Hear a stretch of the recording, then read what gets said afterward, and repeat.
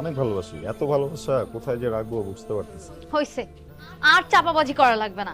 মানে এখন আমার মন রক্ষা করার জন্য তুমি আমার সাথে চাপাবাজি করতেছো? বুঝছিসই তো, তোর মন যেন খারাপ না হয় যেন মিথ্যা বলতেছি। তোরে ভালোবাসবো তুমি। এই, সত্যিটা শুনবি না? অনেক সত্যি শুনছি, আর শোনার দরকার নাই। শোন, মন তো ভালো হতে পারে নাকি? দরকার নাই। শোন না আচ্ছা, আমি তোকে অনেক রসুল, তাড়াতাড়ি আয়, সর্বনাশ হয়ে গেছে।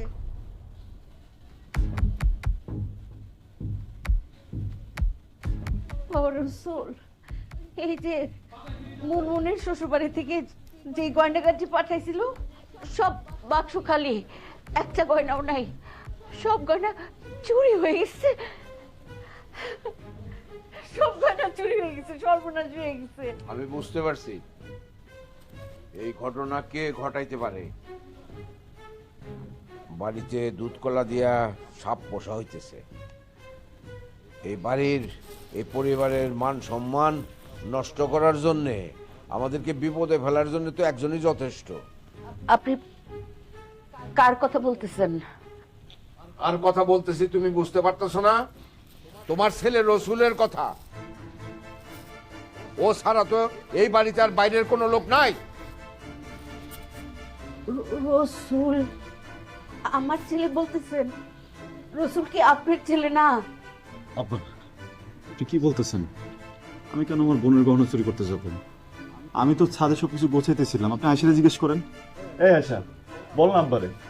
আব্বা, আমি কোনো কিছু চুরি করি না। সব আব্বা আব্বা, এই কে তোর আব্বা? হ্যাঁ, আমি তোর বাবা না। আমাকে আব্বা আব্বা বলার কোনো দরকার নাই। আমার ছেলে মেয়ে আছে, কোনো চোর আমার ছেলে হইতে পারে না। নাইম, মুনমুন হলো আমার রক্তের, তুই আমার রক্তের না। কোনো চোর আমার ছেলে হইতে পারে না। আপনি রসুল রে চোর বলতেছেন? আমার রসুল রে এই শিক্ষা দিয়ে বড় করি নাই যে নিজের বোনের গয়না চুরি করবে। কোনো কিছু চুরি করার মতো ছেলে রসুল না।